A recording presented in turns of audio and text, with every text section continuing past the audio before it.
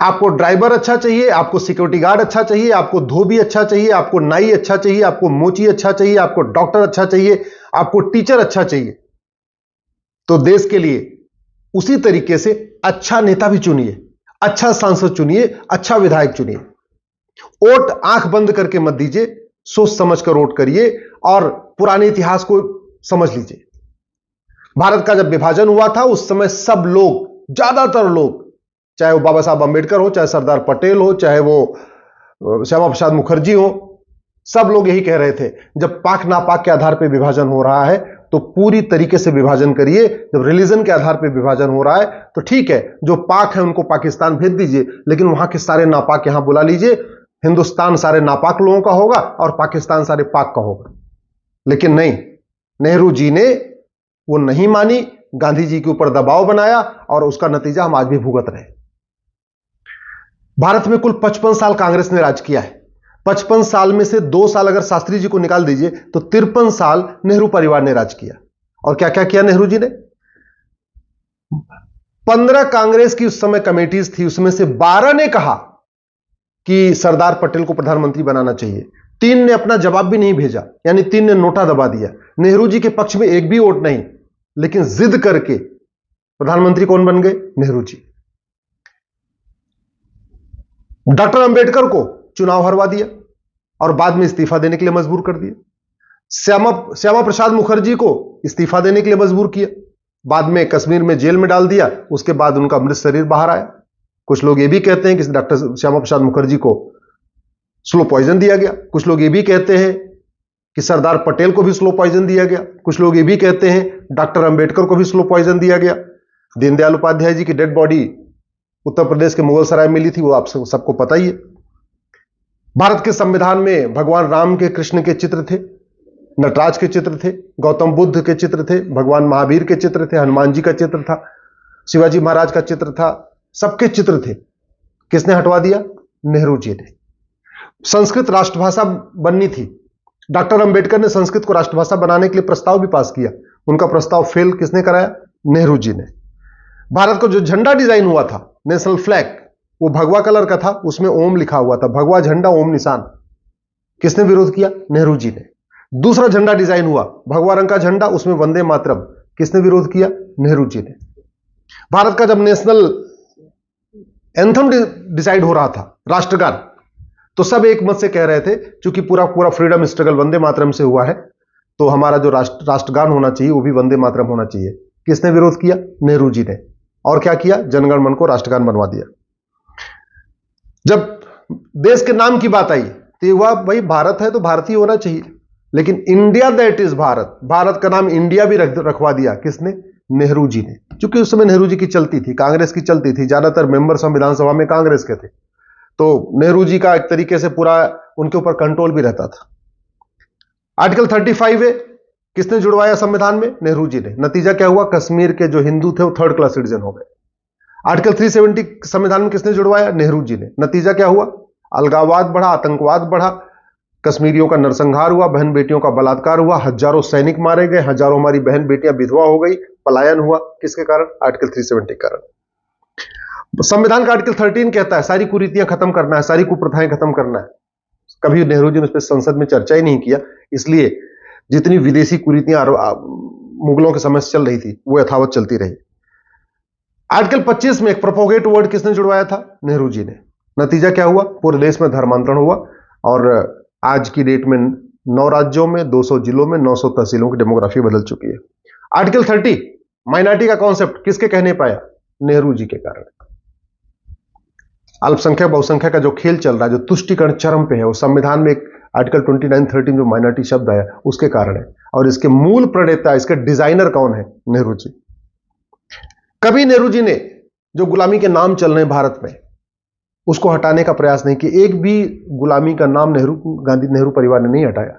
एक भी गुलामी का निशान काशी, मथुरा, भद्रकाली, भोजशाला, अटाला, अयोध्या, जितने भी है, एक भी जो गुलामी के निशान है उसको रिस्टोर करने की प्रयास नहीं किया। एक भी गुलामी की कुरीतियों को खत्म करने के लिए नेहरू जी ने कोई प्रयास नहीं किया। एक भी गुलामी की कुप्रथाओं को खत्म करने के लिए नेहरू परिवार ने कोई प्रयास नहीं किया। गुलामी की शिक्षा जो मुगलों के समय से मदरसे चल रहे थे, अंग्रेजों के समय से मिशनरी स्कूल्स चल रहे थे, उसको किसने आगे बढ़ाया? नेहरू जी ने।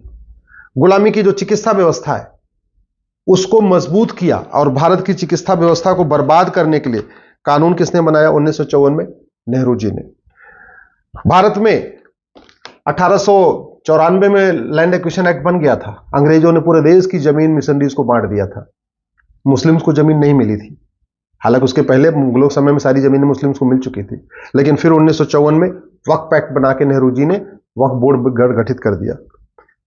भारत में गुलामी की पुलिस व्यवस्था बदलने के लिए कभी भी नेहरू परिवार ने प्रयास नहीं किया। गुलामी की कर व्यवस्था बदलने के लिए नेहरू परिवार ने कभी प्रयास नहीं किया। गुलामी की प्रशासनिक व्यवस्था बदलने के लिए कोई प्रयास नहीं किया। गुलामी की व्यापार व्यवस्था बदलने के लिए कोई प्रयास नहीं किया। गुलामी की नागरिक व्यवस्था बदलने के लिए कोई प्रयास नहीं किया। अंग्रेजों का जो कानून चल रहा था उसमें एक भी कानून खत्म करने के लिए कोई प्रयास नहीं किया। हां, यह किया कि चीन को, भारत की जो परमानेंट मेंबरशिप चीन को, भारत को मिल रही थी, उसको चीन को दे दिया। चीन को जमीन भी दान दे दिया, पाकिस्तान को भी जमीन दान में दे दिया, वर्मा को भी जमीन दान में दे दिया, लंका को भी जमीन दान में दे दिया। अपना नाम ऊपर करने के लिए जमीन दान करते रहे भारत की। 1975 में उनकी बेटी ने इमरजेंसी लगा दिया। 1976 में संविधान का जो बेसिक स्ट्रक्चर है वो बदल दिया। जो संविधान का प्रियम्बल है ना, उसको संविधान का बेसिक स्ट्रक्चर कहते हैं। लेकिन 1976 में इमरजेंसी के दौरान जब लोकसभा का टेन्योर पूरा हो गया था तो संविधान का बेसिक स्ट्रक्चर, जिसको प्रियम्बल कहते हैं, उसमें बदलाव कर दिया, उसमें 2-3 नए शब्द जोड़ दिए। 1984 में अलीगढ़ को माइनॉरिटी यूनिवर्सिटी का दर्जा दे दिया। ये पहली बार हुआ था कि भारत में किसी यूनिवर्सिटी को माइनॉरिटी डिक्लेयर किया गया था, और यह काम इंदिरा जी ने किया था। 1985 में राजीव गांधी ने सिटीजनशिप एक्ट में एक सेक्शन 6A जोड़ दिया। सिटीजनशिप एक्ट में सेक्शन 6A जोड़ा, और जोड़ के असम में लगभग 60 लाख बांग्लादेशियों को भारत की नागरिकता दे दी।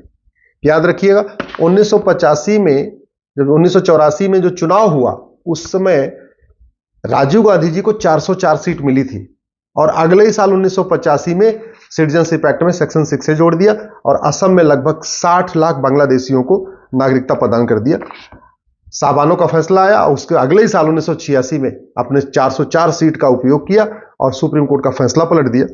1991 में कांग्रेस ने एक प्लेस ऑफ वर्शिप एक्ट बना दिया और हिंदू, जैन, बौद्ध, सिख के लिए कोर्ट जाने का रास्ता बंद कर दिया कि अब हम कोर्ट जाके अपने, हमारे जो मठ मंदिर तोड़े गए थे, जो मुगलों के द्वारा तोड़े गए थे, उनको रिस्टोर न कर सके, उसके लिए 1991 में प्लेस ऑफ वर्शिप एक्ट बना दिया।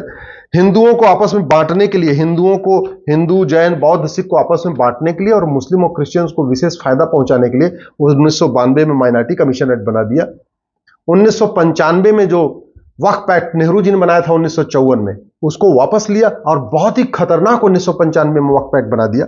उसके बाद फिर 2004 में national commission minority education institution act बनाया, और उसके बाद अलीगढ़, पहली बात 1984 में अलीगढ़ यूनिवर्सिटी को माइनॉरिटी का दर्जा दिया। फिर 2004 में बाकायदा कानून बनाया और पूरे देश की यूनिवर्सिटीज को माइनॉरिटी यूनिवर्सिटी घोषित करना शुरू किया। जामिया भी उसी कानून के अंतर्गत हुई है।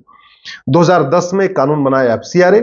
उसका मूल उद्देश्य था कि जो भारत विरोधी शक्तियां हैं, माओवादी, नक्सली, अलगाववादी, कट्टरपंथी, जिहादी नेता, अभिनेता, लेखक, बुद्धिजीवी, पत्रकार, कलमकार, जो भी देश के खिलाफ करते हैं, उनके NGOs को बढ़िया फंडिंग होती रहे विदेशों से, उसके लिए 2010 में FCRA बना दिया।